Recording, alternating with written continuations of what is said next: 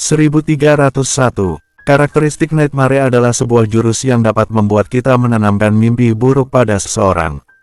Gelengan kepala pun menjadi jawaban Arlo atas pertanyaan Damar itu. Dia memaparkan spekulasinya, aku awalnya juga menduga mereka adalah orang-orang dari suku Hades. Begitu kami tersadar, posisi kami saat itu ternyata masih cukup dekat dengan kawasan Kutub Utara. Sun lah yang membawa kami keluar dari sana. Apa katamu? Damar berhasil dibuat tertegun. Sun, dia berhasil keluar. Tidak mungkin. Jika lawannya adalah tingkat Eternal Undying Flame, sedangkan dia masih di tingkat Undying Flame, harusnya dia takkan bisa menang. Sun memang benar-benar berhasil menerobos. Kami memang diselamatkan olehnya, jawab Arlo yakin, tapi kami sama sekali tidak tahu apa yang sebenarnya telah terjadi. Ketika itu Sun membangkitkan karakteristik kematian dan perlahan-lahan menjadi orang yang berbeda. Perubahan besar pada wataknya itu tentu saja karena, Arlo terbatuk-batuk selama beberapa saat. Lalu dia melanjutkan, begitu sadar dari pingsan, kami langsung menanyakan kejadiannya pada Sun. Tetapi Sun tidak pernah mau mengatakannya, kami justru disuruh untuk tidak tanya-tanya lagi. Karena larangan Sun itu, kami pun jadi tidak pernah mengungkitnya. Misi kali itu telah memberikan kami banyak keuntungan, jelas Arlo. Peristiwa ini telah terjadi bertahun-tahun yang lalu. Ketika Sun mulai memerintah di Eternal Planet, dia bahkan juga tidak pernah menginjakan kaki di Kutub Utara lagi. Gara-gara kamu tadi menyebut soal Kutub Utara, aku menjadi teringat lagi dengan semua kenangan lama ini.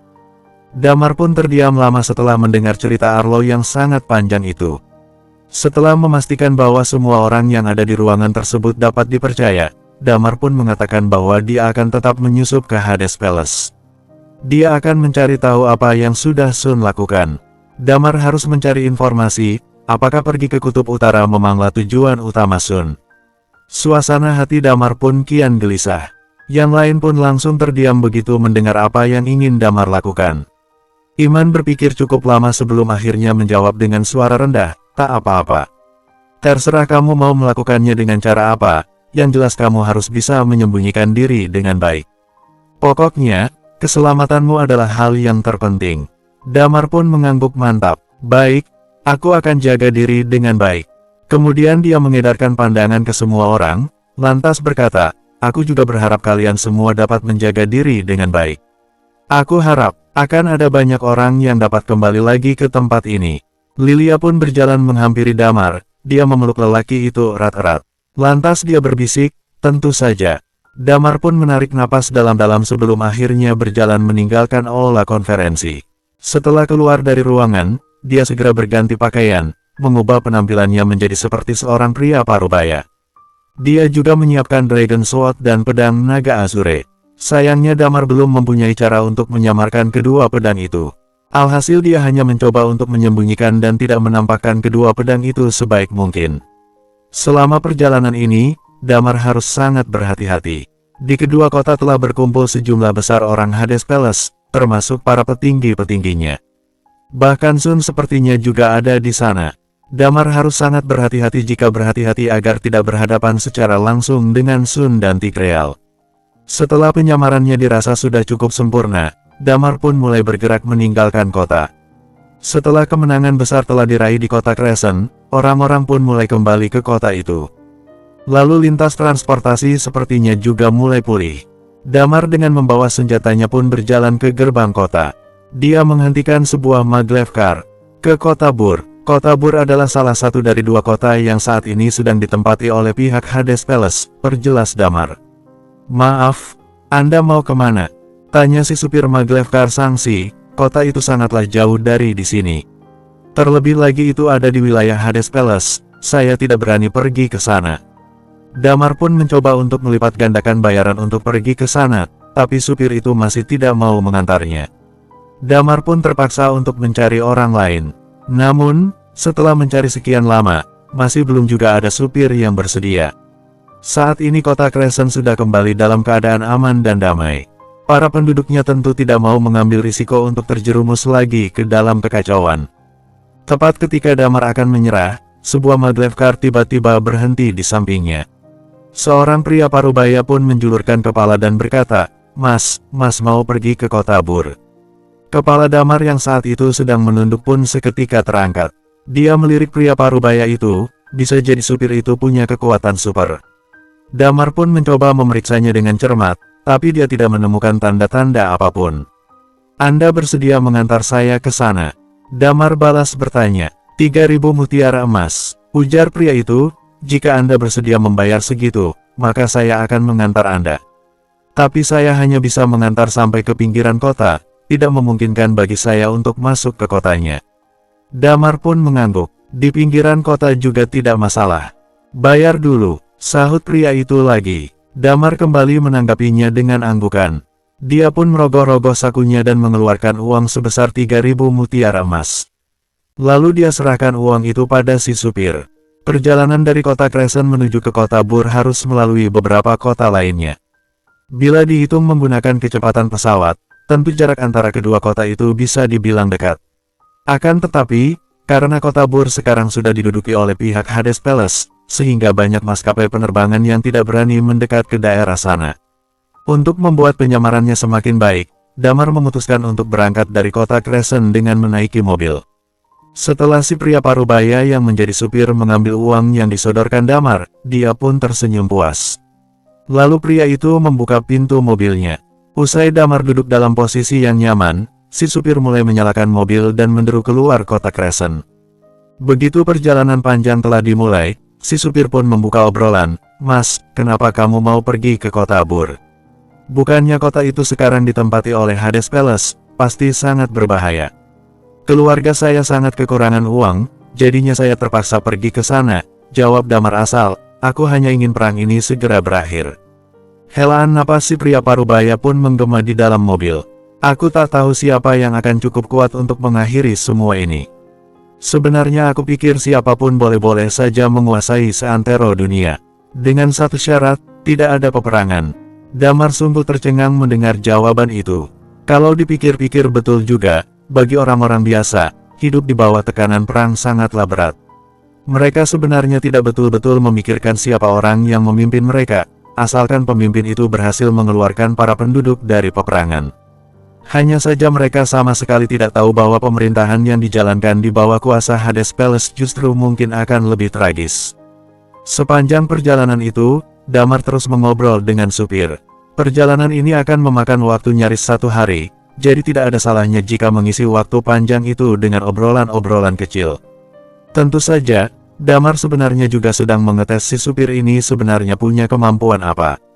Dari obrolan mereka, Damar pun jadi tahu bahwa nama supir itu adalah Mudra. Dia lahir dan besar di kota Crescent. Pria parubaya itu jelas adalah tipe orang yang senang mengobrol. Dia bercerita banyak soal masa lalu, keluarganya, dan lain sebagainya. Tentu saja, Mudra pun juga bisa merasakan bahwa Damar adalah orang berkekuatan kuat.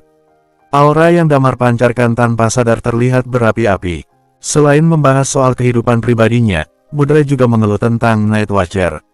Dia berkata bahwa semenjak Night Watcher muncul, Mudra menjadi kehilangan statusnya sebagai warga negara high class. Keluhan Mudra itu pun hanya bisa meninggalkan senyuman pahit di bibir Damar. Sistem yang diterapkan Night Watcher memang pasti akan berpengaruh besar pada tingkat kasta di Eternal Planet. Ini sebenarnya sudah bisa ditebak dari awal. Orang-orang yang awalnya berada di tingkat high class bawah, pasti akan relatif merasa lebih sengsara. Pada perjalanan ini, Damar juga sesekali menimpalinya dengan cerita tentang dirinya. Tentu saja, semua yang dia ceritakan hanyalah karangan semata. Maglevkar itu pun terus melaju sepanjang jalan menuju kota Bur tanpa ada halangan. Bersambung, 1302, pada saat yang sama di kota Sentosa, tempat suku kekuatan Purba berada. Sebagian besar ahli bela diri dari kekuatan Purba telah keluar dari kota itu. Saat ini tidak banyak orang yang tinggal di kota. Tentu tetap ada yang tinggal untuk mempertahankan keamanan kota. Di suatu ruangan yang ada di kota Sentosa, Yani sedang duduk di sofa. Tiba-tiba ekspresi wajah perempuan itu berubah. Dia melirik ke arah alat yang biasa dipakai untuk meramal. Sebuah cincin dililiti oleh seutas benang. Garis nasib Damar terputus. Gumam Yani. Perasaan tidak nyaman mulai muncul dalam benak perempuan itu. Dia berjalan mondar-mandir di ruangan. Hidup Damar saat ini dalam bahaya. Seru Yani tertahan. Yani pun mencoba mengetes ramalannya itu lagi dengan lemparan koin. Begitu koin dilempar, koin tersebut terus berputar-putar di lantai, seakan tidak mau berhenti. Yani menjadi lebih tidak tenang. Dia dengan segera meraih sebuah buku dan bergegas mencari halaman tentang Damar. Raut wajah Yani seketika berubah usai melihat tulisan yang tanpa di sana. Nama Damar yang tertulis di dalam buku itu perlahan berubah menjadi transparan. Yani pun mengambil koin yang tadi dia pakai meramal dan bergegas keluar ruangan. Baru saja dia berlari keluar, tahu-tahu dia sudah berpapasan dengan Dedi yang sedang turun dari mobil. Dedi serta-merta bertanya sambil lalu, "Kamu mau pergi kemana?" "Aku datang untuk makan malam denganmu. Ayahku menyuruhku datang ke sini." Benar-benar mengesalkan. Aku mendengar kabar kalau pada pertempuran sebelumnya, Damar menghancurkan 2 pasukan Hades Palace di kota Crescent. "Berarti sekarang dia sedang ada di kota itu, kan?" tanya Yani tiba-tiba. "Ya, harusnya sih begitu." "Memangnya kenapa?" balas Dedi. "Ikut aku ke kota Crescent sekarang." "Damar, mungkin akan terjadi sesuatu pada lelaki itu," ujar Yani penuh desakan. Maglevkar pun terus bergerak di jalanan. Damar dan Mudra juga mengobrol seru di dalam mobil itu. Perjalanan jauh ini pun tidak terasa semembosankan yang diduga. Sepanjang perjalanan tentu mereka menjumpai beberapa masalah, seperti berpapasan dengan binatang buas yang dipekerjakan oleh Hades Palace. Untungnya kekuatan yang dimiliki Damar dan Mudra cukup untuk membereskan semua itu. Tanpa terasa, 1 hari pun telah berlalu. "Saya agak lelah. Sebaiknya ada yang terus berjaga-jaga. Bagaimana kalau saya istirahat duluan kemudian bergantian dengan Mas Damar?" ucap Mudra tiba-tiba. Damar pun menyetujui ide itu. "Ide bagus." Mudra telah menyetir tanpa henti dari kota Crescent. Hanya dalam hitungan detik, Mudra sudah mendengkur. Sementara itu, Damar agak merebahkan jok mobilnya. Lalu dia menikmati pemandangan yang terhampar di luar jendela. Dia semakin bisa merasakan bahwa sudah ada tanda-tanda kehidupan, meskipun posisi mereka masih agak jauh dari kota Bur. 2-3 jam pun berlalu tanpa Damar sadari.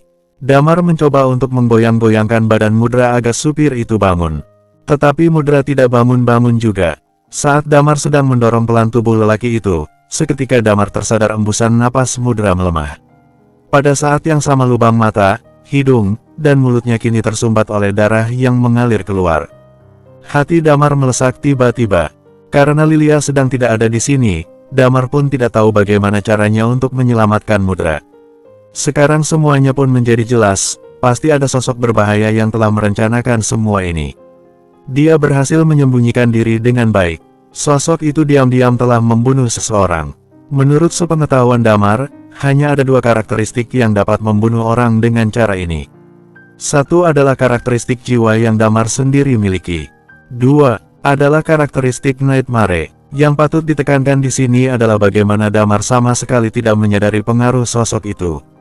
Dia tidak menyadari ada pihak yang mengintai mereka. Kemungkinan besar sosok itu tingkatnya di atas Immortal Undying Flame. Damar masih tetap tenang. Seingatnya, tidak banyak orang yang bisa mengancam dirinya di seantero Eternal Planet. Selama bukan Sun yang muncul, Damar harusnya tetap akan baik-baik saja. Karakteristik khas milik Sun adalah karakteristik kematian. Jika Sun mengeluarkan jurus itu, Damar pastilah mampu untuk mendeteksinya. Perkiraan Damar, pelaku di balik semua ini memiliki karakteristik jiwa atau Nightmare.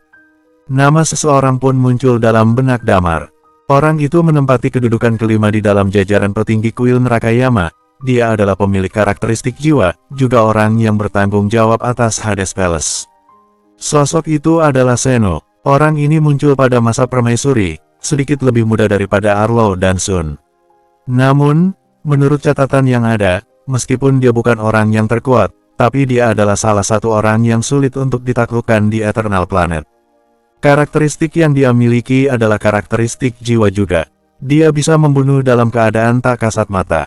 Membunuh tanpa terlihat orang-orang. Bila Seno menargetkan untuk membunuh Mudra, ini bisa jadi Damar dalam keadaan sehat. Namun, patut dipertimbangkan bahwa Damar bisa saja terpapar oleh Mudra.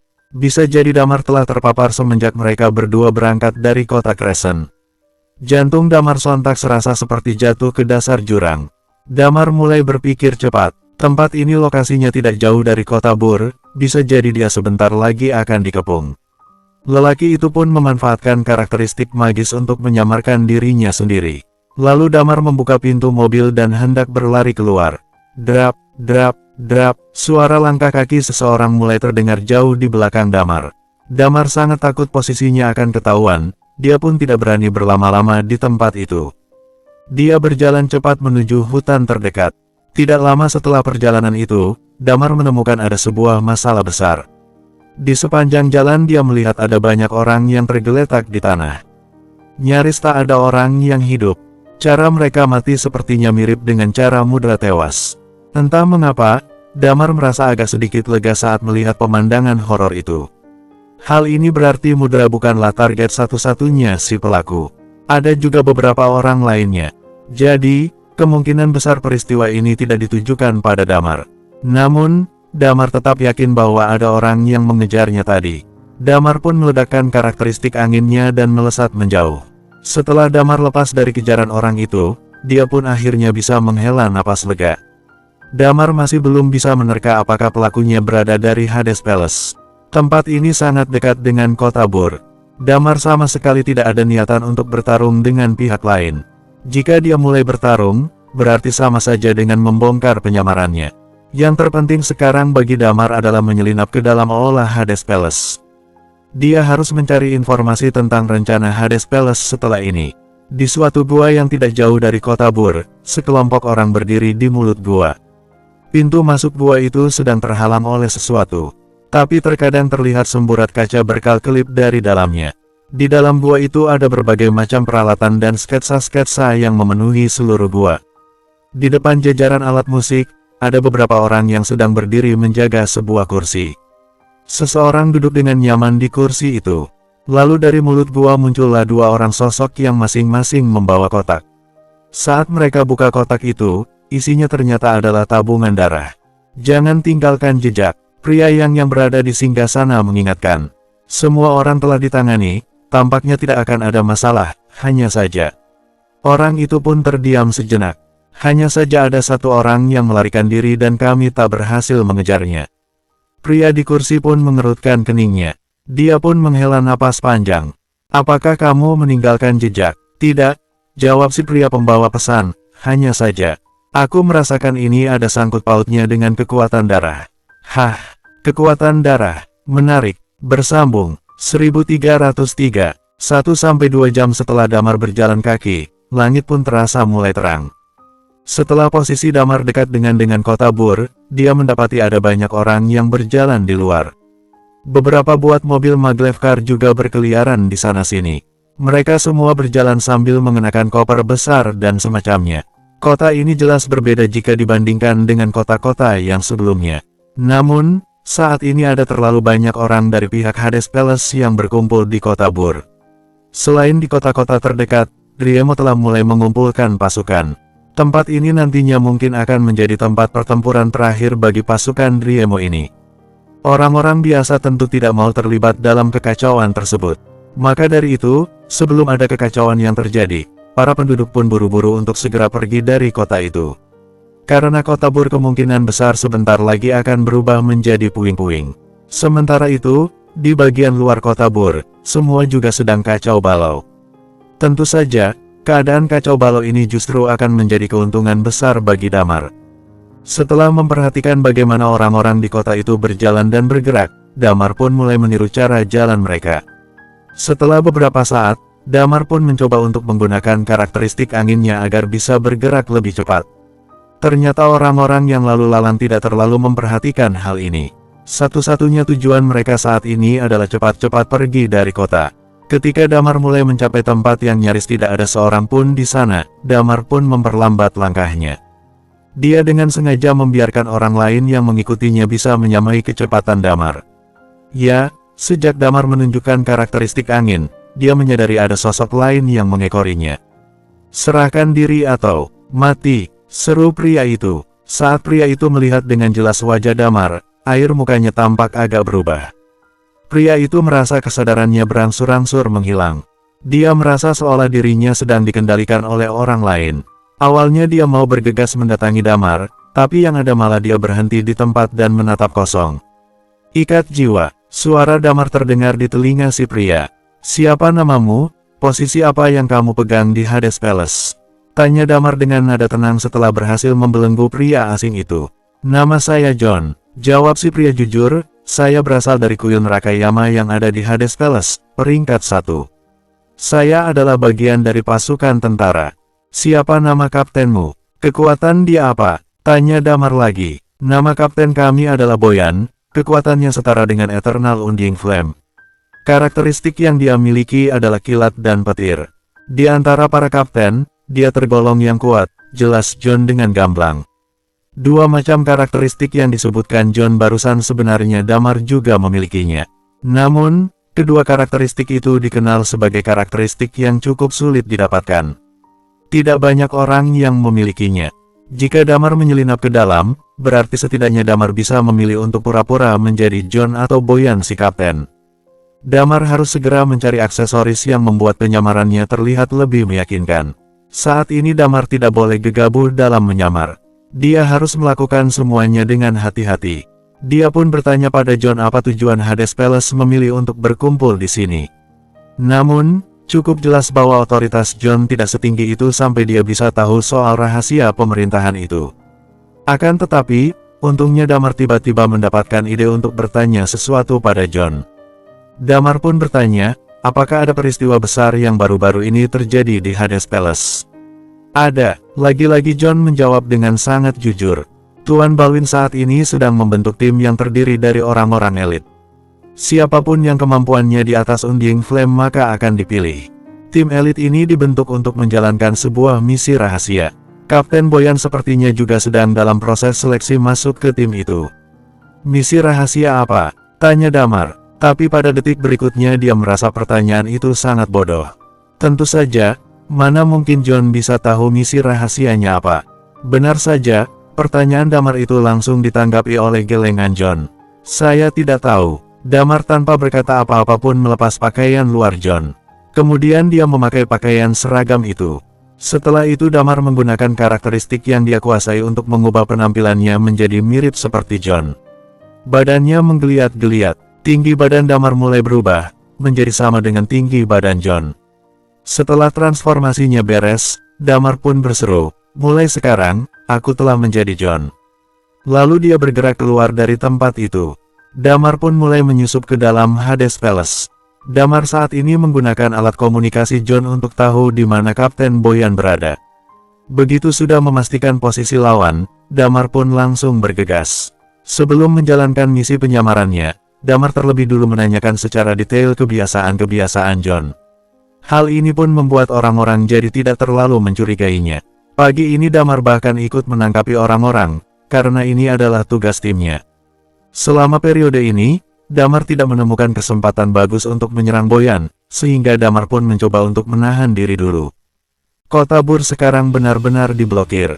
Sebagian besar orang di kota itu telah melarikan diri, lalu sekarang pemerintah kota tidak mengizinkan ada orang biasa yang masuk.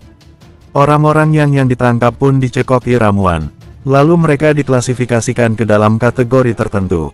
Kota Bur seketika berubah menjadi sunyi senyap. Sejumlah besar orang menghilang dari kota itu. Aura frustrasi terasa di mana-mana.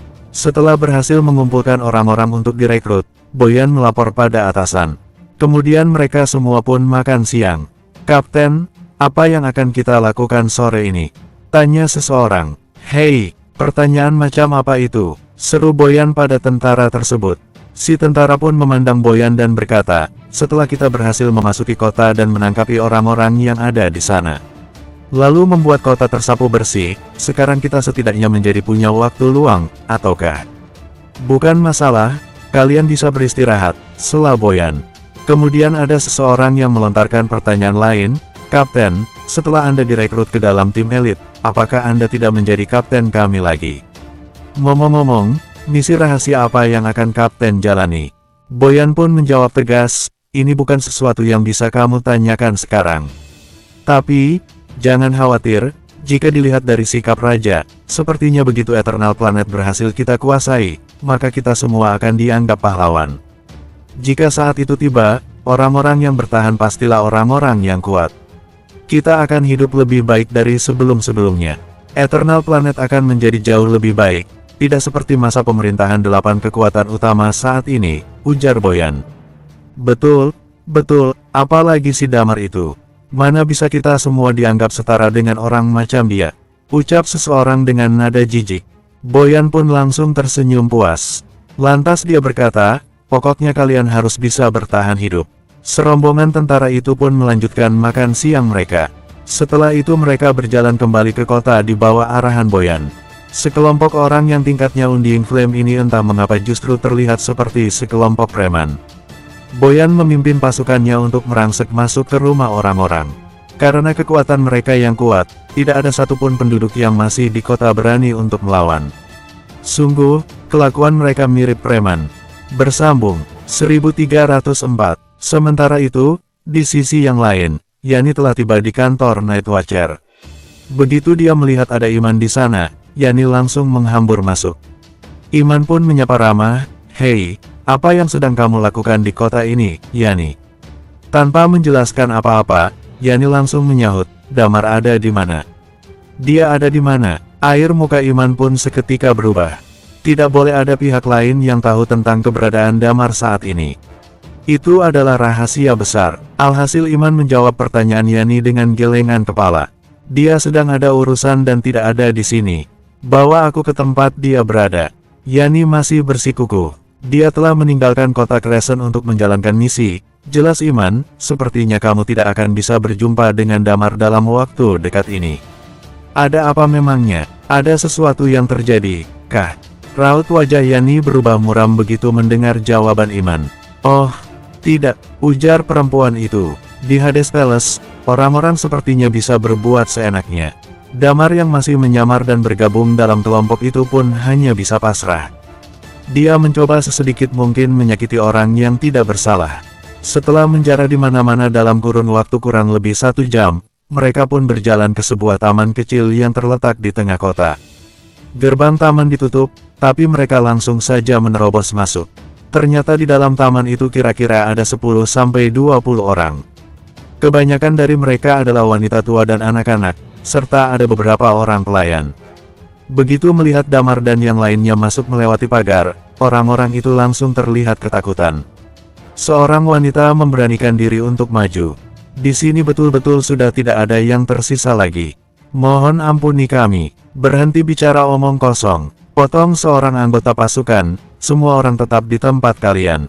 Jika ada yang berani bergerak, maka akan langsung kubantai." Lalu dia kembali berkata, "Hei, kawan-kawan, geledah tempat ini." Damar pun pura-pura mengikuti perintah tentara itu. Nyatanya apa yang disebutkan si wanita di awal tadi memang benar adanya. Di tempat itu sama sekali tidak ada benda berharga lagi yang tersisa. Selama masa penggeledahan ini, salah satu dari mereka juga ada yang mencoba menggoda para perempuan. Tiba-tiba ekspresi wajah Damar berubah. Saat masuk ke sini dia merasakan ada aura kuat di sini. Damar berusaha keras agar aura itu dapat tertutupi. Tapi, aura itu terus saja muncul. Sepertinya ini kurang lebih setingkat Eternal Undying Flame. Pasti sosok yang memiliki kekuatan ini sedang bersembunyi di area bawah tanah. Damar pura-pura untuk mencari sesuatu dan berusaha mengabaikan hal itu.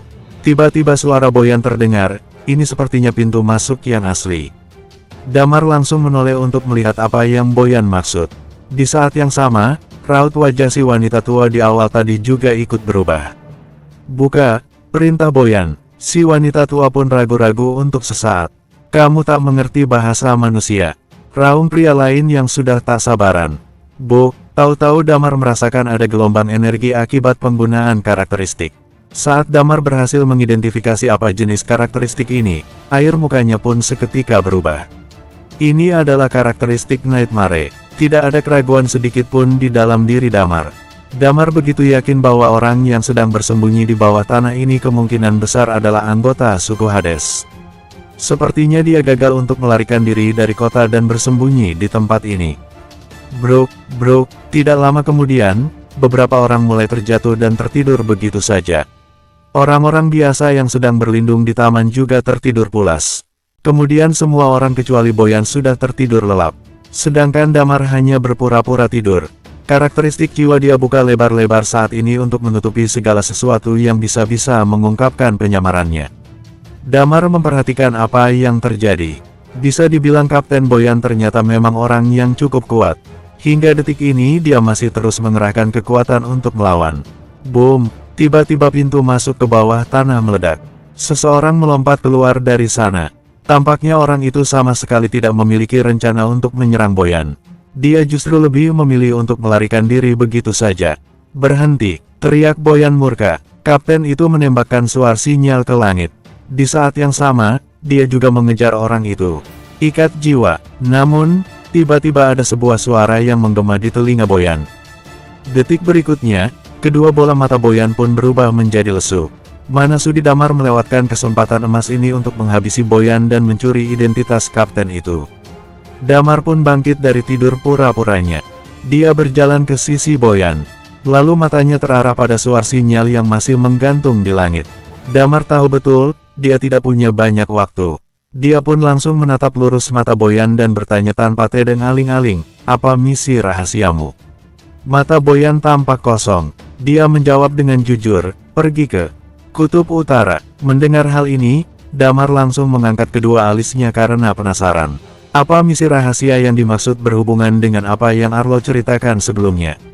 Damar semakin kehabisan waktu, apalagi tanda bahaya sudah dinyalakan. Cepat atau lambat pasti ada orang penting di Hades Palace yang datang untuk mengecek. Jadi Damar harus segera menyelesaikan urusannya secepat mungkin. "Misi apa yang kamu lakukan di Kutub Utara?" tanya Damar. "Aku tidak tahu," jawab Boyan. Petinggi Hades Palace tidak menjelaskan dengan detail misi apa yang akan dilakukan di Kutub Utara. Dia hanya mengatakan kalau lokasinya di Kutub Utara dan dia juga bilang kalau misi ini bisa menciptakan peluang besar bagi kami. "Peluang apa?" tanya Damar. "Peluang yang dapat menciptakan kesempatan untuk kemajuan kami. Tapi aku tidak tahu detailnya." Tuan Balwin tidak banyak bicara soal itu, jelas Boyan dengan jujur. Saat mendengar hal ini, entah mengapa tiba-tiba dia terpikirkan soal buku catatan Yani mengenai ramalan bagaimana Balwin mati. Dia akan pergi ke Kutub Utara dan meninggal di sana. Damar masih belum bisa percaya 100% akan hal ini. Siapa yang akan memimpin dalam misi kali ini? Akan ada beberapa orang, ada 2 orang yang aku tahu, selain Tuan Balwin, akan ada Tuan Seno juga, jawab Boyan. Begitu mendengar nama Balwin disebut akan ikut ke Kutub Utara, Damar sangat terkejut. Bukan soal Balwin yang akan pergi ke sana, tapi apa yang ditulis Yani dalam buku catatannya. Apa misi ini yang akan membawa Balwin dalam kematian? Sudah selesai, Damar tidak berharap atau ingin mengetahui informasi lagi dari Boyan. Apalagi waktunya kian menipis, orang-orang bisa saja datang kapan saja. Damar pun memutuskan menggorok leher Boyan, lalu mengambil pakaiannya. Setelah selesai, Damar mengeluarkan lahar panas dan mengalirkannya ke tubuh Boyan sampai hancur jadi abu. Di saat yang bersamaan, Damar juga melakukan hal yang sama kepada orang-orang yang tersisa. Di sana, semuanya sudah menjadi abu. Setelah memeriksa para musuh yang sudah sempurna menjadi abu, kini tubuh Damar menggeliat-geliat. Tak berapa lama, Damar berganti sosok. Dia sekarang memiliki rupa dan tubuh yang sama dengan Boyan. Tak lupa, Damar membuat tubuhnya terluka di beberapa tempat lalu berbaring seolah baru saja diserang. Meskipun terlihat aneh karena hanya Boyan yang lolos, tapi kalau melihat jejak abu dari orang-orang ini pasti mereka tidak curiga. Tak lama setelah Damar berpura-pura berbaring, ada seseorang yang mendekat. Bersambung, 1305. Apa ini? Setelah mendekat, orang ini langsung ternganga. Karakteristik Nightmare ditambah karakteristik magma. Sekuat apa dia? Tampaknya orang ini tidak tahu dengan penyamaran Damar. Pria itu berjalan dan berhenti di depan Damar. Dia mengerutkan keningnya lalu menepuk pipi Damar. Damar mengerjap-ngerjapkan matanya seolah baru saja tersadar dari pingsan. "Tuan, tadi." "Aku mengerti," jawab pria itu. "Jadi dia berhasil kabur. Awalnya aku bisa menahannya, tapi aku terkena serangannya sampai pingsan," jawab Damar yang berpura-pura jadi Boyan dengan wajah penuh kecewa. "Aku tidak menyalahkanmu karena dia berhasil kabur. Wajar, setidaknya dia memiliki kekuatan tingkat eternal. Kemungkinan mereka ada 2 orang, wajar saja kalau kamu tidak bisa menang. Sekarang bangunkan semua orang dulu," kata pria itu. Damar membangunkan beberapa orang, dan mereka semua pun bangun. Saat semuanya keluar, mereka sangat terkejut lalu segera memberi hormat, Tuan Chais. Mendengar orang-orang ini menyebutkan nama pria itu, Damar menghela nafas lega. Dari tadi dia tidak tahu siapa nama orang ini, bisa gawat kalau sampai penyamaran Damar ketahuan hanya karena kesalahan menyebut nama. Chais melihat beberapa mayat dan abu-abu yang ada di tanah, bersihkan dan bawa mereka ke tempat yang seharusnya. Kalau bisa jangan ada yang pergi sendirian terlalu jauh, kalian bisa terus berlatih. Pasti, kami sangat sibuk sejak memasuki kota, jadi kami tidak punya waktu untuk berlatih dengan benar, jawab Damar. Sekarang kamu punya waktu, manfaatkan semaksimal mungkin, 2 hari ini teruslah berkultivasi. Tinggal selangkah lagi kamu bisa mencapai tingkat Eternal Undying Flame. Kamu harus memiliki kemampuan yang mumpuni untuk melawan dan menyerang saat melakukan misi, jawab Chais. Damar hanya bisa mengangguk sambil berkata, terima kasih atas bimbingannya. Kamu tidak perlu khawatir soal kejadian ini, aku akan melaporkan semuanya, kata Chais. Sekarang bawa abu dan mayat orang yang mati. Setelah itu kembalilah dan bersiap-siap berkultivasi. Damar mengangguk seperti seorang murid yang disuruh gurunya. Damar dan anggota tim lainnya segera melakukan sesuai perintah. Chais, dia adalah salah satu orang yang bertalenta di Hades Palace. Dia baru berusia 40-an, tapi sudah menjadi ahli bela diri tingkat Eternal. Dan dia juga memimpin Legiun Damar yang langsung bergerak di bawah komando Balwin. Dia juga akan ikut serta dalam misi ke Kutub Utara. Setelah menyerahkan abu dan mayat, Damar dan yang lainnya kembali ke shelter. Damar sampai di kamarnya, setelah mencuci wajah dia kembali bergabung dengan anggota yang lain. Mereka tengah asyik membicarakan soal anggota yang mati tadi. Orang-orang itu mati di tangan Damar. Jelas saja Damar tidak tertarik atau terharu sedikit pun. Tapi karena orang-orang ini sudah menjadi kawan seperjuangan, rasa persaudaraan begitu erat di antara mereka. Kini orang-orang ini sedang berduka dan mengenang masa-masa bersama. Damar hanya bisa pura-pura prihatin dan sesekali menghela nafas seolah sangat terpukul. Sore harinya, Chais datang ke shelter mereka, Boyan. Damar segera berdiri dan memberi hormat, ya, Tuan Chais. Segera berkemas dan pergi ke Battle Camp, timmu akan mendapatkan misi, kata Chais. Damar terkejut saat mendengar nama Battle Camp, tapi dia berusaha untuk biasa. Battle Camp adalah tempat yang dibentuk untuk membentuk tim dalam misi rahasia. Damar mengangguk, dia kembali ke dalam shelter dan mengemasi barang-barangnya. Dia memasukkan Dragon Sword dan pedang naga Azure ke dalam ransel. Chais memilih sekitar 7 atau 8 orang lagi di pasukan itu. Kebanyakan dari mereka yang dipilih adalah yang memiliki tingkat kekuatan Eternal Undying Flame. Kemudian, mereka segera pergi menuju ke sisi barat kota Bur.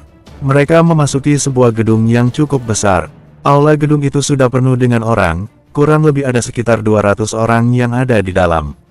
Orang-orang ini berdiri, sebagian dari mereka terlihat memasang ekspresi cemas dan ada pula yang bersemangat. Damar berdiri di sebelah Chais. Tak lama waktu berselang, ada seorang pria yang terlihat keluar dari kerumunan dan berjalan menuju podium. Balwin, ya dia adalah pria itu. Balwin perlahan berjalan menuju ke atas podium, berdiri dengan gagah sambil membusungkan dadanya.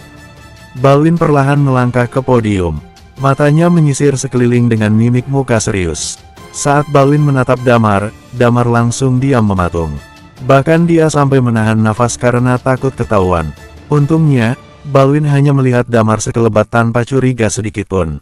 Lalu, Balwin pun mulai berbicara, semuanya, kalian adalah orang-orang yang sudah dilatih Hades Palace dan terpilih, kalian juga elit kelas 1 dari Hades Palace. Mendengar kalimat pembuka Balwin, Damar mengangguk paham. Pantas saja hanya ada 200-an orang yang ada di aula ini. Dapat dibilang jumlah mereka tidak terlalu banyak, wajar saja, mungkin karena tingkat kekuatan mereka yang sudah mencapai tingkat eternal. Orang-orang ini sudah digembleng dan ditanami rasa kesetiaan terhadap Hades Palace selama bertahun-tahun. Dan pertemuan kali ini juga menunjukkan kalau misi ke Kutub Utara sangatlah penting.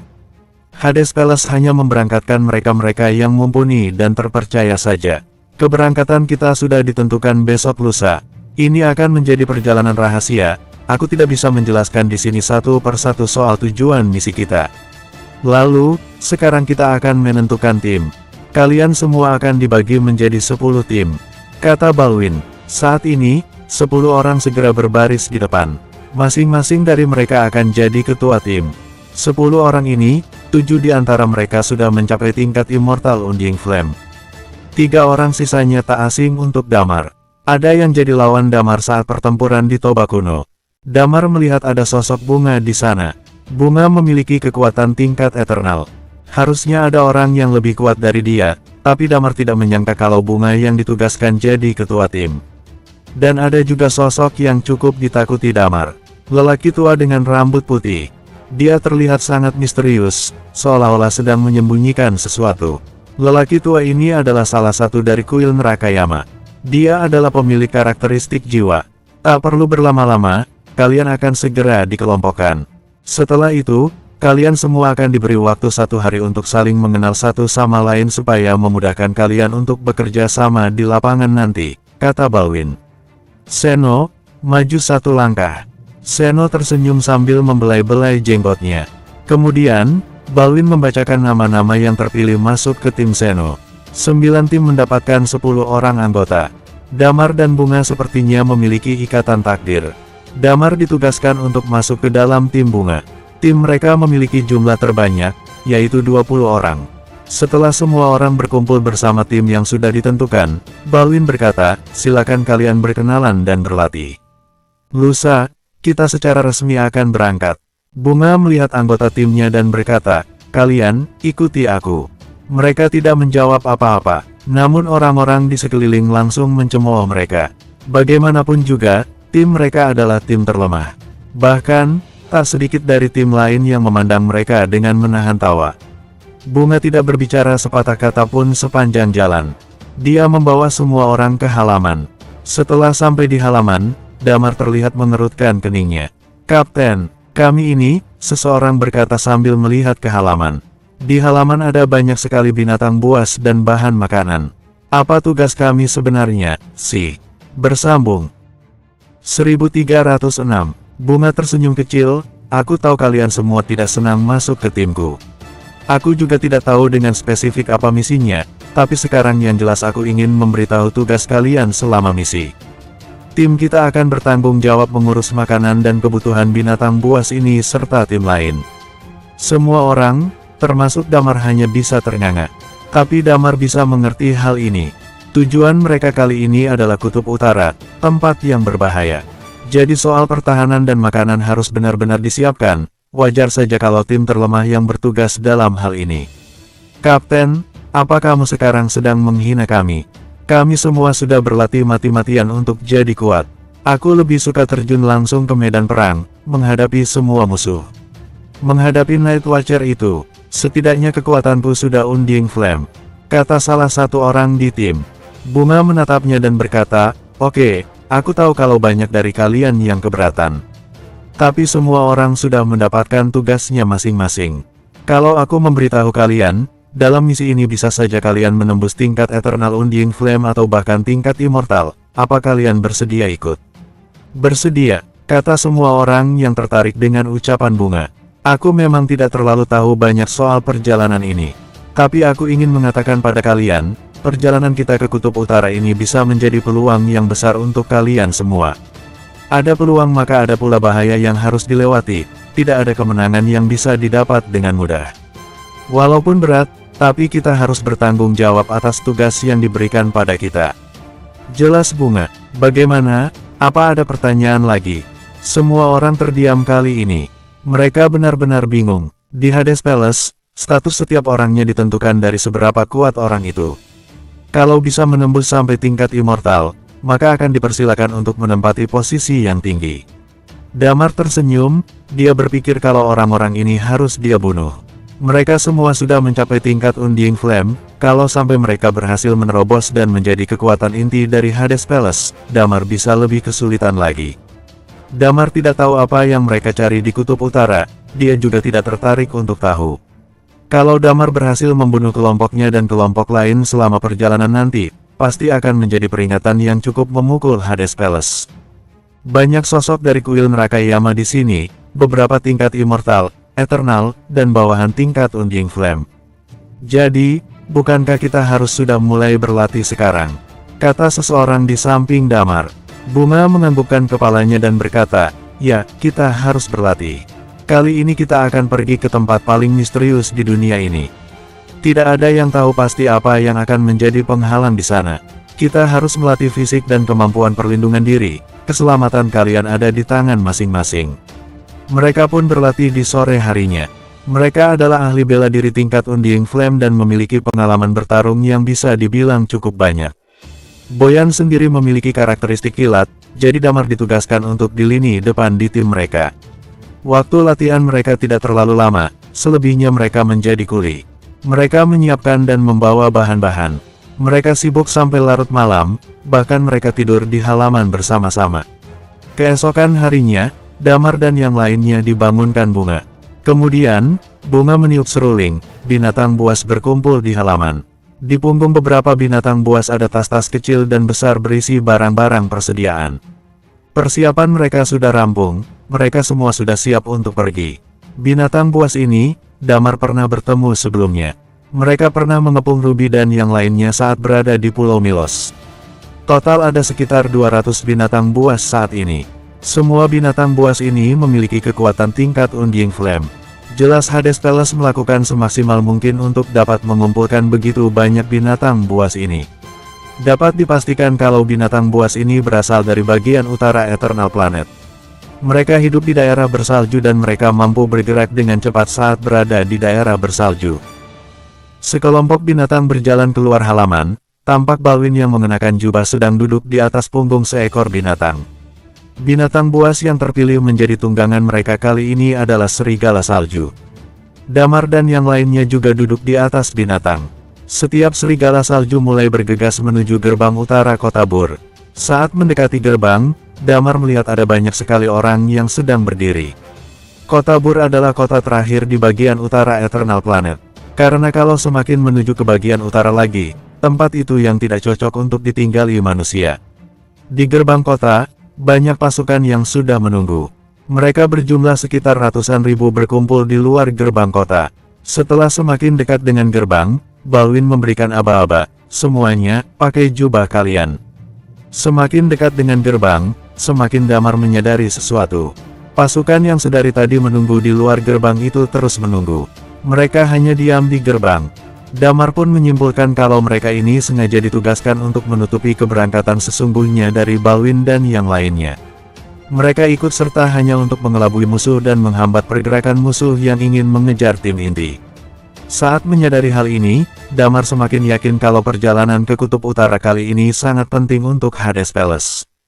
Mengorbankan ratusan ribu orang dan binatang buas yang entah berapa jumlah pastinya untuk melindungi mereka.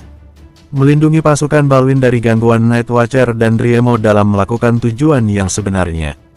Damar ingin memberikan beberapa informasi penting ini pada Night Watcher, tapi dia tidak memiliki waktu untuk pergi. Tapi pasti ada mata-mata Night Watcher dan Driemo yang ada di sekitarnya sekarang. Apalagi Damar sendiri belum tahu pasti apa tujuan Hades Palace ke Kutub Utara. Bahkan, Arlo yang mengenal Sun dengan baik pun tidak tahu rahasia besar yang tersembunyi di tempat tujuan orang Hades Palace ini. Berangkat, tiba-tiba, sebuah suara terdengar menggema. Kelompok yang dipimpin Balwin bergerak dengan cepat menuju arah utara. Ghost yang tak terhitung jumlahnya, para binatang, buas dan ratusan ribu pasukan lainnya mulai bergerak di belakang ke-10 tim. Damar, 200 serigala, dan anggota lainnya terlihat menyatu dengan hamparan salju. Jubah mereka dan bulu serigala salju itu menjadi kamuflase yang baik. Damar duduk di punggung serigala salju dan melihat ke sekelilingnya. Alunan suara seruling terdengar dari waktu ke waktu, lalu diikuti dengan tim-tim yang mulai bergerak. Semua orang bergegas menuju ke utara. Sekitar 1 jam kemudian, sejauh mata memandang hanya ada hamparan salju putih. Bahkan pohon-pohon pun terselimuti salju. Semakin jauh mereka masuk ke bagian utara, semakin minus suhunya. Pasukan Hades Palace tampak belum menunjukkan tanda-tanda sampai di tempat tujuan. Mereka masih terus bergerak maju. Di saat yang sama, suara ledakan terdengar dari atas. Drone pengintai dari Driemo dan Night Watcher ditembak jatuh setelah kepergok pasukan Hades Palace. Semakin lama, ada beberapa pasukan dan binatang buas yang kehabisan tenaga. Mereka jatuh dan tak dapat mengejar. Setelah perjalanan memakan waktu 1 jam lagi, pemandangan masih tetap sama. Hanya ada hamparan salju dan bongkahan es di mana-mana. Balwin tampak membuang kain putih yang seolah-olah menutupi pergerakan Damar dan ke-10 tim lainnya. Bersambung, 1307. Bunga meniup serulingnya, semakin lama semakin terdengar nyaring. Mereka tetap terus bergerak, mereka memisahkan diri dari pasukan yang menunggu di gerbang. Di belakang mereka, ada 2 orang yang duduk di punggung binatang buas. Kalau Damar ada di depan 2 orang ini, dia pasti tahu siapa mereka. Ya, mereka adalah Sun dan Tigreal. Tigreal memegang kipas lipat di tangan dan membukanya. Dia menggelengkan kepalanya dan berkata, untuk urusan selanjutnya akan diserahkan pada Balwin dan yang lainnya. Aku harap, mereka bisa menyelesaikan misi ini dengan sukses. Seharusnya dia bisa menyelesaikan dengan baik. Jawab Sun sambil tersenyum, sudah waktunya kita kembali, sudah waktunya. Sebaiknya kita segera kembali, sudah waktunya untuk bermain-main dengan orang-orang Riemo. Tigreal menutup kipasnya dan tersenyum licik, mereka yang melawan harus mati. Sun terkekeh, aku juga ingin melihat seberapa jauh perkembangan Damar sekarang. Dia sudah membunuh Hogrid, sepertinya dia sudah semakin setara dengan Arlo. Apalagi beberapa karakteristik miliknya dan ada pula yang sudah mencapai karakteristik unik. Di dunia ini, pemilik karakteristik unik hanya aku seorang. Ayo kembali, kata Sun dengan tenang. Pasukan Hades Palace yang mengikuti ke-10 tim tadi berbalik menuju kota Bur. Di saat yang sama, berita ini sampai ke beberapa kota, Riemo dan kota tempat Night Watcher berada. Beberapa jam kemudian, di kota Crescent, sebuah pesawat tampak mendarat di dekat kota. Sesuatu terjadi. Smiley bergegas ke aula dengan tergesa-gesa. Lilia yang saat ini sedang meneliti mengenai obat penawar itu sedang disembunyikan. Jadi dia tidak ada di aula dan tidak tahu apa-apa. Di dalam aula, Iman bertanya dengan cepat, apa, jelaskan situasinya dengan jelas. Kota Bur, ada pergerakan yang dilakukan Hades Palace. Ratusan ribu pasukan tiba-tiba bergerak ke kutub utara. Saat mereka sampai di dekat daerah terlarang, aku melihat Sun dan Tigreal berhenti dan hanya melihat ke arah utara. Setelah beberapa saat mereka berhenti, anehnya mereka kembali lagi ke kota.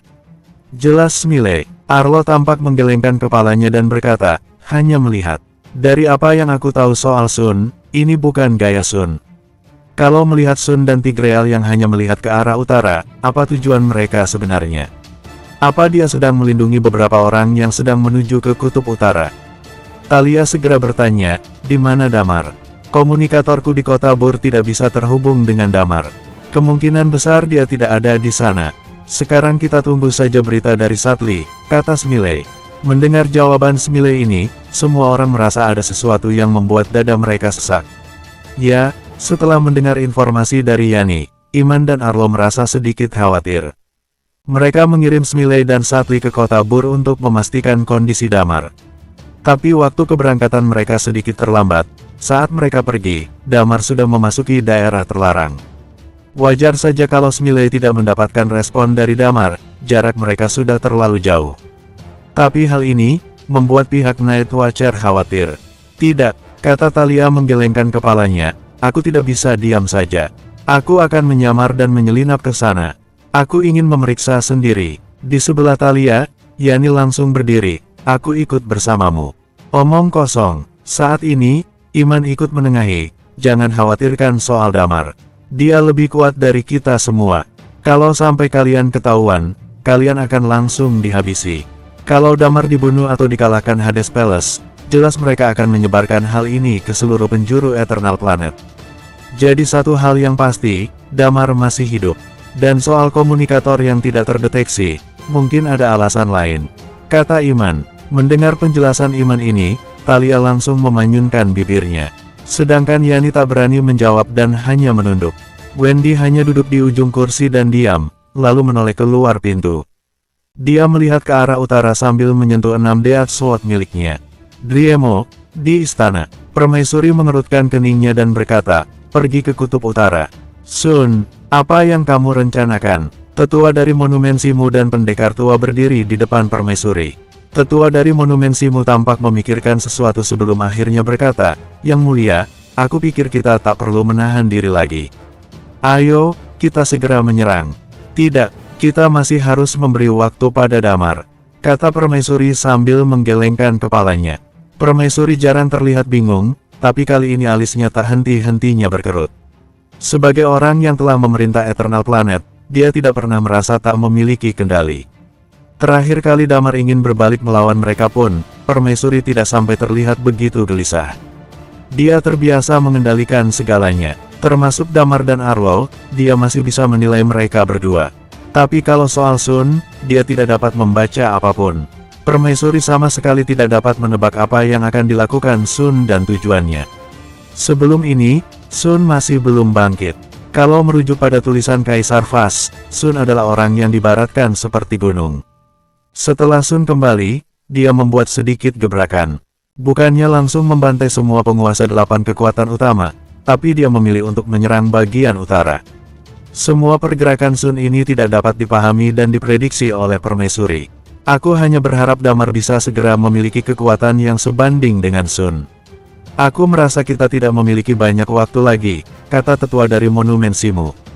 Permaisuri terdiam beberapa saat. Dia memalingkan pandangan ke arah lain dan bergumam, ya, entah apa yang akan terjadi. Untuk sekarang kita hanya bisa menunggu Damar. Damar tidak tahu apa yang terjadi di dunia luar. Saat ini, mereka sudah masuk jauh ke dalam bagian utara. Mereka melewati batas daerah terlarang dan masuk ke bagian paling utara di Eternal Planet. Daerah yang mereka lewati masih ditutupi salju. Damar dan yang lainnya melepas jubah penyamaran. Kini mereka berpakaian hitam seragam Hades Palace yang sangat mencolok di padang salju ini. Ini daerah yang berbahaya, peluang hidup di sini sangat rendah. Bahkan kalau ada treasure hunter yang sampai ke daerah terlarang ini, sedikit dari mereka yang bisa kembali dengan selamat. Kebanyakan mereka yang selamat adalah orang-orang yang pernah ke daerah ini atau yang memang sudah senior. Karena sejauh mata memandang hanya ada hamparan salju, akan sulit bagi pemula untuk mencari arah yang benar. Semakin tersesat dan masuk ke dalam kutub utara, semakin sulit menemukan jalan keluar. Di barisan depan, Balwin berhenti dan mengangkat tangannya dan memberikan perintah, kita berhenti. Saat perintah itu diucapkan, bunga kembali meniup serulingnya dan diikuti dengan berhentinya serigala salju. Binatang ini dikomando dengan seruling yang ditiup bunga. Bunga menoleh ke Damar dan anggota timnya, semuanya, ayo kita nyalakan api dan mulai memasak.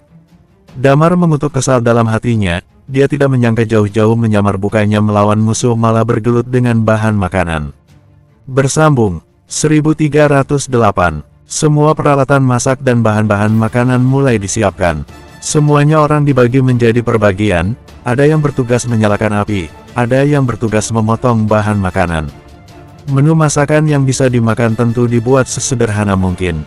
Harus diingat, mereka sekarang sedang berada di kutub utara yang suhunya minus sepersekian derajat.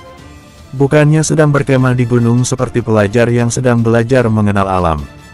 Damar dan timnya bergerak dengan cepat. Mereka bekerja seefektif dan seefisien mungkin, semakin cepat masak semakin cepat perut-perut lapar yang terisi. Sementara itu, Balwin dan para kapten dari masing-masing tim lainnya sedang duduk bersama untuk membicarakan sesuatu.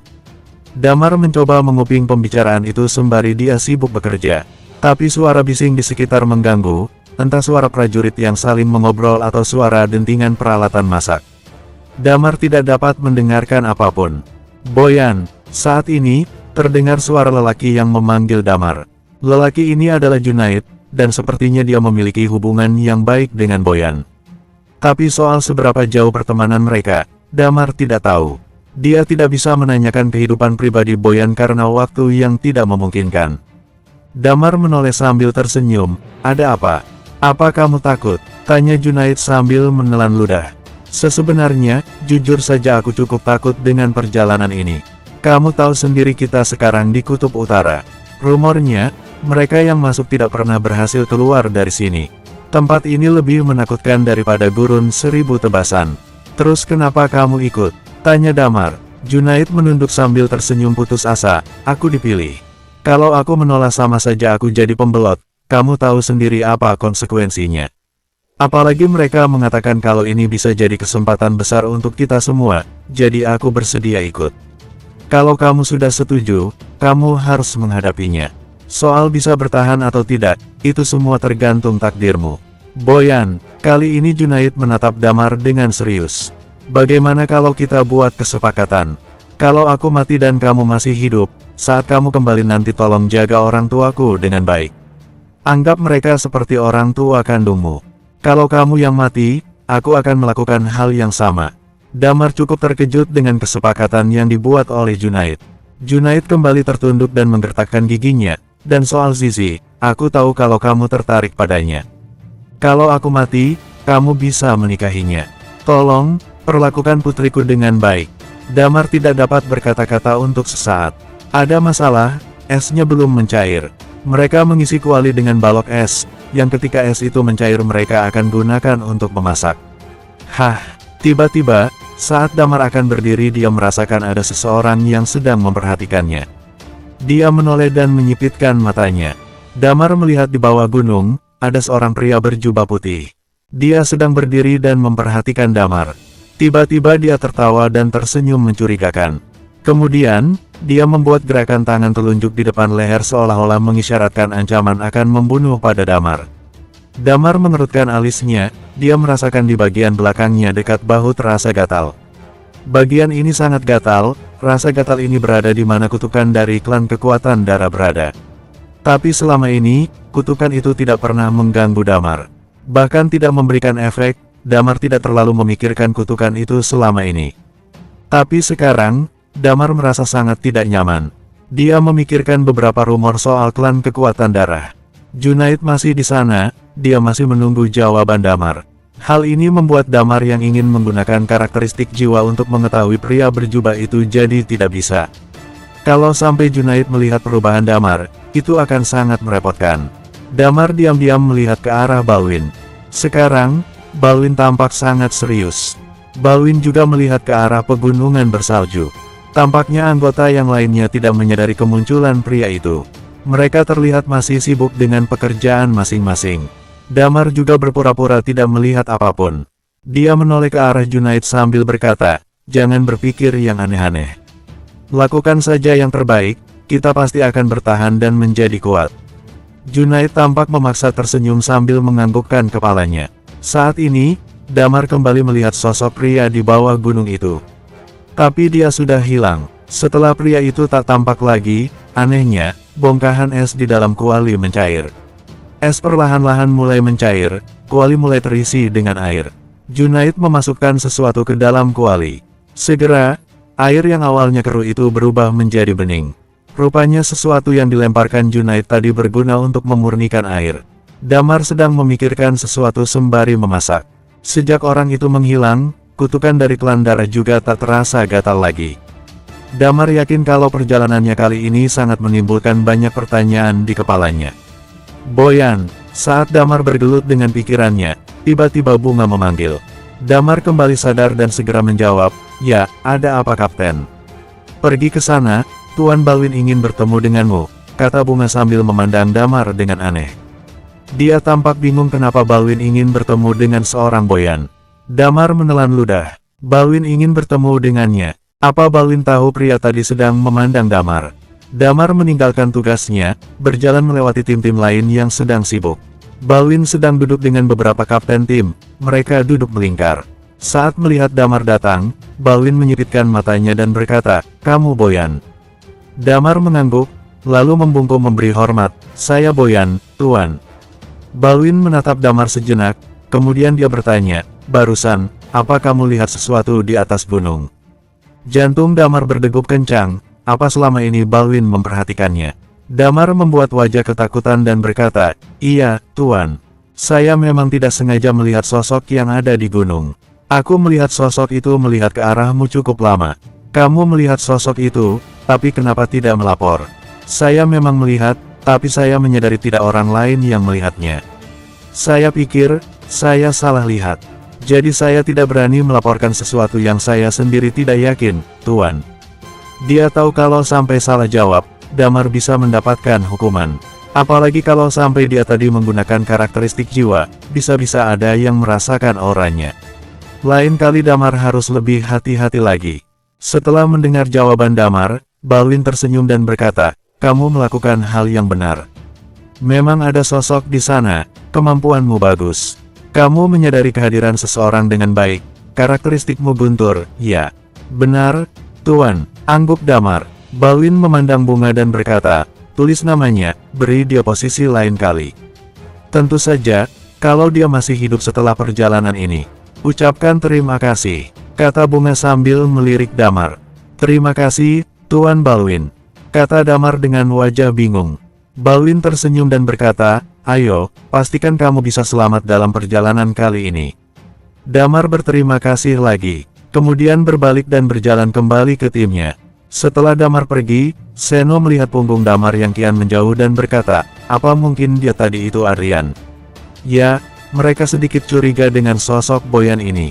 Mereka yakin kalau Adrian datang ke Eternal Planet. Hanya Balwin dan Seno yang menyadari keberadaan sosok itu. Tapi tanpa diduga ada Boyan, yang hanya anggota tim bunga itu menyadari hal ini. Tentu saja mereka curiga, sepertinya bukan. Adrian sudah hidup cukup lama. Meskipun dia dapat menggunakan karakteristik magis untuk mengubah wujud, tapi akan langsung ketahuan dari sorot matanya, kata Balwin. Setelah mengatakan itu, Balwin tersenyum, dan Boyan, matanya tidak menunjukkan tanda-tanda kebohongan. Saat kita berangkat tadi, Sun dan Tigreal diam-diam memeriksa pasukan yang berangkat ke Kutub Utara dan tidak menyampaikan hal yang aneh. Kalau memang ada mata-mata, harusnya mereka berdua menyadarinya. Bersambung. 1309. Damar yang kembali dengan tugasnya itu tidak tahu percakapan ini. Damar berencana untuk menyamar selama mungkin. Dia ingin mengetahui tujuan Balwin pergi ke Kutub Utara. Damar mengamati perjalanan ini, dimulai dari pergi ke Kutub Utara untuk mendapatkan peluang besar, lalu Bunga mengatakan kalau anggotanya bisa menjadi lebih kuat, sampai sosok misterius tadi. Sepertinya mereka sedang menuju ke tempat yang bisa digunakan untuk berkultivasi. Balwin berencana untuk meningkatkan kekuatan seluruh orang yang ikut dalam perjalanannya saat ini. Kalau sampai seluruh orang yang ikut dalam perjalanan ini menjadi tingkat immortal, Hades Palace akan menghancurkan 8 kekuatan utama dan Night Watcher sekaligus. Tapi Damar masih menduga-duga, dan hal ini terdengar cukup mustahil. Dia merasa Balwin memiliki tujuan lain, tapi dia sama sekali tidak tahu. Tak lama kemudian, makanan sudah siap dan segera dibagikan. Damar dan yang lainnya juga ikut makan. Setelah beberapa suap, tiba-tiba Damar merasa ada yang aneh. Aura ini masih berasal dari gunung salju. Tapi belajar dari pengalaman pertama, kali ini Damar tidak menoleh dan pura-pura tidak tahu. Waspada, kata Balwin dengan lantang. Setelah suara Balwin terdengar, semua orang langsung bersiap. Mereka memegang senjatanya masing-masing. Damar mengeluarkan pedang dan menatap ke depan. Ada sekitar 20 orang di gunung. Mereka bergerak mendekat ke arah rombongan Damar. Posisi paling depan, orang itu memiliki aura yang menyeramkan. Damar juga merasakan aura orang ini. Damar merasa dia memiliki kekuatan yang tidak main-main. Waspada, kata Balwin lagi. Balwin berdiri sambil menggenggam erat pena penghakiman. Dia melangkah maju, pena penghakiman di tangannya tampak sedikit bergetar. Kemudian dia berkata dengan keras sambil membuat garis hitam beberapa meter di depannya, aku adalah kuil Nerakayama. Balwin, bertanggung jawab atas Hades Palace. Kalau kalian melewati batas ini, kami akan bertindak. Balwin tidak mau menanggung resiko apapun. Dia harus bersikap tegas. Melihat pena penghakiman di tangan Balwin, informasi yang dia ketahui soal Balwin tiba-tiba muncul di kepalanya. Balwin, salah satu dari kuil Nerakayama di posisi pertama. Balwin menguasai seni bela diri Dao Suara. Dia seorang ahli bela diri dan memiliki karakteristik pena dewa. Dengan karakteristiknya itu, Balwin bisa membuat beberapa hal untuk memaksimalkan serangannya. Damar dapat merasakan, kecuali pemimpinnya, mereka semua memiliki kekuatan tingkat Eternal Undying Flame. Mereka memakai jubah putih dan ada kalung di dada mereka. Di antara sekitar 20 orang itu, ada pria ada juga wanita. Pergi dari sini kalian semua, teriak pemimpin orang-orang itu. Kami adalah orang suruhan Sun. Kami diperintahkan Sun pergi ke Kutub Utara dan bertemu dengan Tetua Kun untuk membicarakan hal penting.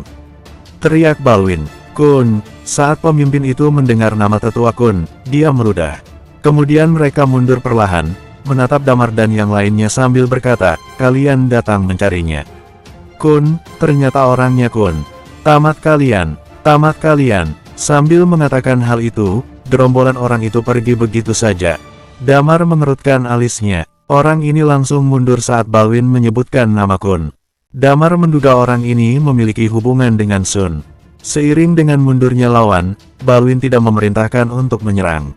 Tapi Damar tiba-tiba merasakan hawa dingin menjalar naik ke tubuhnya. Damar melihat yang lain, tapi tak ada tanda-tanda orang-orang ini merasakan apa yang dirasakan Damar. Tak ada yang tampak kedinginan. Seharusnya, dari apa yang dirasakan Damar, orang-orang di sampingnya akan kedinginan. Tapi mereka masih menunggu perintah dan fokus pada Balwin. Damar merasakan karakteristik es miliknya seakan merebak dan bergejolak dalam dirinya. Damar merasa gembira, dia tidak mengira kalau tempat ini bisa memperkuat karakteristik es miliknya. Jadi Damar membiarkan hawa dingin itu merambat ke seluruh tubuhnya.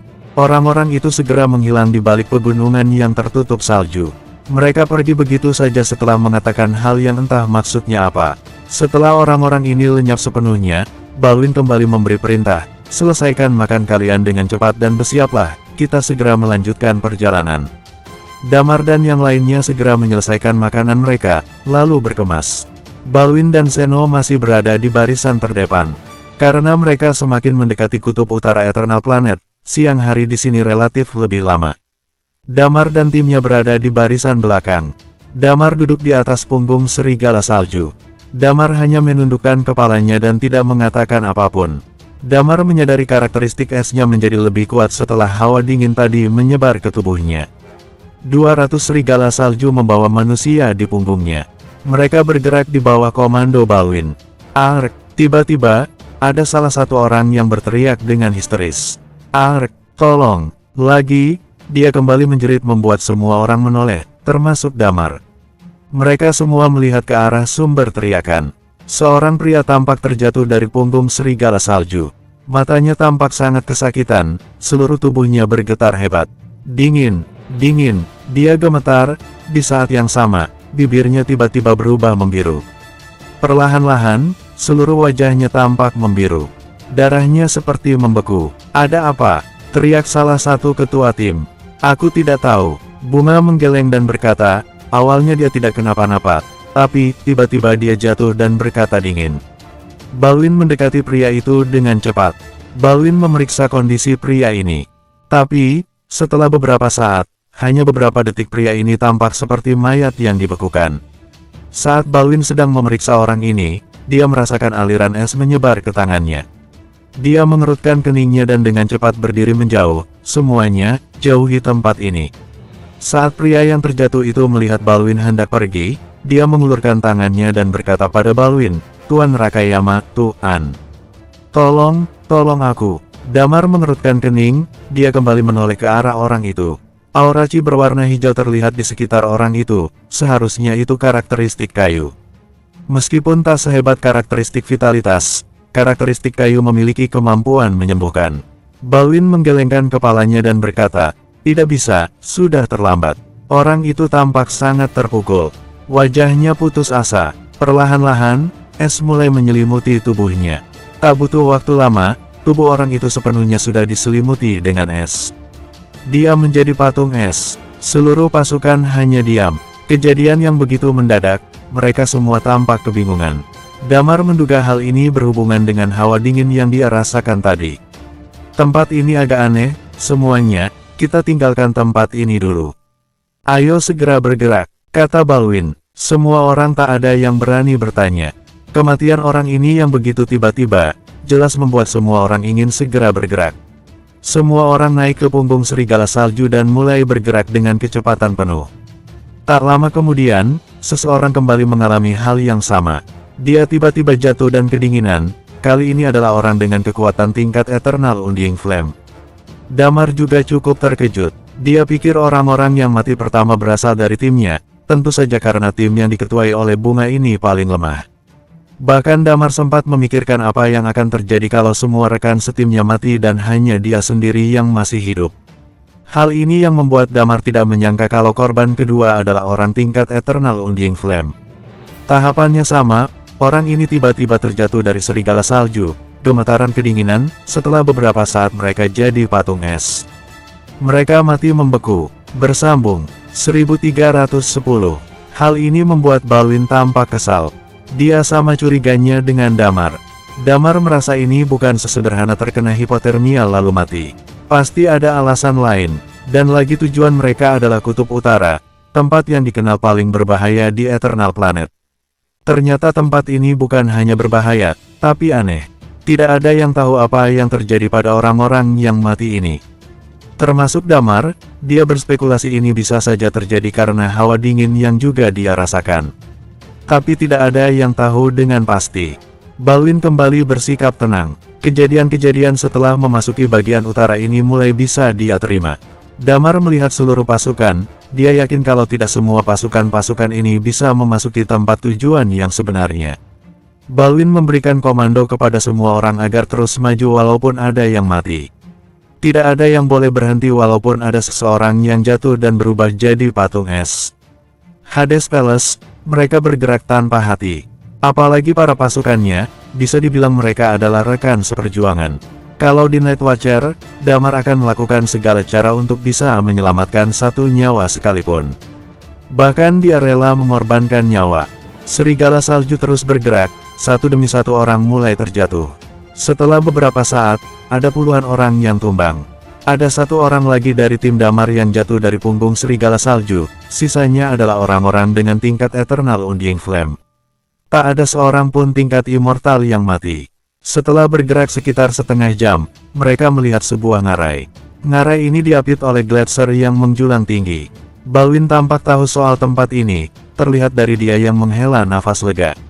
Tapi berbeda dengan pasukan di belakangnya, mereka sangat kebingungan karena semakin banyak orang yang berjatuhan. Balwin mengangkat tangannya untuk memberi arahan agar memperlambat pergerakan. Serigala salju melambatkan temponya. Setelah beberapa saat, Damar tampak menyipitkan mata. Dia melihat ada 6 orang yang tampak berdiri di depan ngarai. Mereka memakai baju zirah dan membawa pedang yang terbuat dari es. Mereka berdiri seolah menghadap jalan pasukan Hades Palace. Ambil senjata kalian. Di barisan depan, Balwin tidak menunjukkan tanda-tanda akan berhenti. Sepertinya dia tahu keadaan di ngarai ini.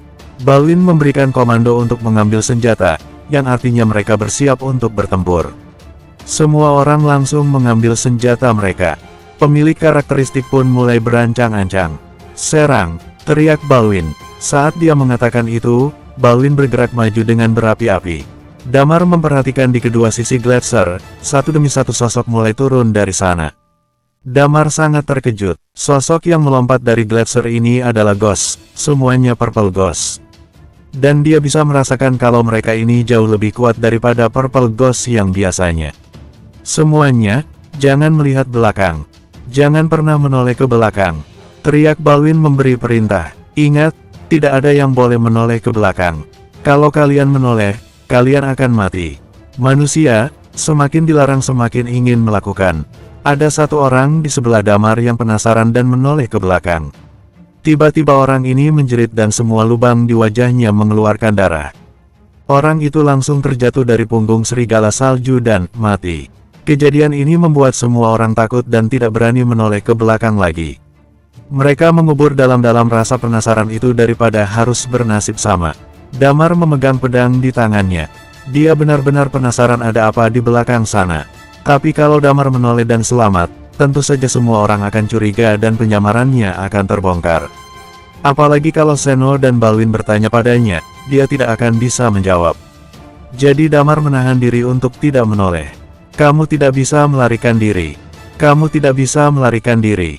Pada saat ini, tiba-tiba sebuah suara terdengar dengan jelas di telinga Damar. Hah, Damar menebas Purple Ghost yang hendak menyerangnya dan melihat Junaid. Apa kamu dengar ada yang bicara barusan? Junaid melihat ke sekeliling dengan hati-hati supaya tidak menoleh ke belakang sambil berkata, aku tidak dengar apa-apa. Ingat, jangan lihat belakang. Fokus saja lihat ke depan, kita tidak boleh mati di sini. Damar terkejut, Junaid tidak dengar. Padahal suara tadi sangat jelas. Jadi hanya Damar yang mendengar suara itu. Dia melihat ke barisan depan, Balwin sibuk membunuh lawan. Tidak ada tanda-tanda dia mendengar sesuatu. Serigala salju terus bergerak membawa mereka melintasi ngarai. 6 sosok berbaju zirah mulai bergerak. Pedang di tangan mereka memancarkan cahaya lalu mulai membunuh pasukan Hades Palace. Satu orang langsung dibantai Balwin. Tubuh orang itu hancur, tapi tidak ada darah yang keluar. Orang ini tampak seperti robot rusak. Seluruh komponen di tubuhnya mencuat. Kamu tidak bisa kabur. Suara itu terus memenuhi telinga Damar. Tulang naga. Berhenti. Saat Damar mendengar suara itu menyebut tulang naga, Damar langsung tercengang. Lagi-lagi Damar melihat semua orang, tak ada tanda-tanda mereka mendengar apa yang didengar Damar. Mereka hanya fokus menuju ngarai dan membunuh lawan. Serigala salju terus bergerak maju. Kali ini mereka bertambah cepat. Purple Ghost yang turun dari Gletser semakin banyak. Damar dan yang lainnya terus bergerak tanpa berhenti. Kali ini, suara itu kembali terdengar di telinga Damar. Kebahagiaan telah kembali. Kebahagiaan telah kembali. Mendengar kalimat ini, Damar bergidik. Kalau bukan karena Damar memiliki pengendalian yang baik, sepertinya dia bisa gila. Pertama kali Damar mendengar kalimat ini dari Muci. Di dunia ini, kalau ingin melewati daerah yang ekstrim dengan selamat, setidaknya harus ada satu orang yang memiliki informasi mengenai daerah tersebut. Sama halnya dengan Kutub Utara. Sekarang, melihat Komando Balwin saat mendekati dan berada di ngarai ini jelas sekali kalau Hades Palace memiliki informasi soal Kutub Utara. Sun, dia tahu wilayah ini. Tapi soal penyebab orang-orang berjatuhan dan mati membeku, situasi ini di luar informasi yang didapatkan Balwin. Menurut apa yang dikatakan Arlo, perusahaan teknologi Promise pernah mengirim tim ekspedisi ke Kutub Utara. Hanya tersisa satu orang dari tim, dia pemilik kekuatan tingkat immortal dan berhasil melarikan diri. Tapi Hades Palace, mereka jelas memiliki informasi soal tempat ini. Soal kalimat terakhir yang terdengar tadi, sebelumnya Damar bertanya langsung pada Muci apa maksudnya itu. Damar meminta Muci menjelaskan, tapi Muci mengatakan kalau Damar harus kembali ke Promise Island dan membantu Promise Island menyelesaikan krisis dulu baru dia akan memberitahu Damar. Tapi sebelum menyelesaikan krisis, Damar harus mencapai tingkat peak immortal. Sekarang dia masih butuh waktu menuju ke sana, apalagi Damar belum menguasai tahap penyelesaian dari 3 tahap teknik pedang. Saat ini, Damar hanya bisa menerka-nerka. Mungkin saja kalimat barusan ada hubungannya dengan Kutub Utara. Kalimat itu kembali terdengar. Damar tidak tahan lagi, dia ingin sekali menengok ke belakang. Kamu pernah mendengarnya, tulang naga, sial berhenti. Berhentilah, suara itu terdengar lebih keras dari biasanya. Suara itu seolah-olah sedang berbicara dengannya. Kalau Damar berhenti dan mengok, perjalanannya sejauh ini akan sia-sia. Suara itu terus mengganggu Damar, tolong berhenti, selamatkan aku, selamatkan aku. Semakin suara ini muncul, semakin besar rasa penasaran di dada Damar. Damar menarik nafas dalam-dalam, lalu membuangnya perlahan. Damar mencoba mengendalikan dirinya sendiri agar tidak terpancing. Bersambung.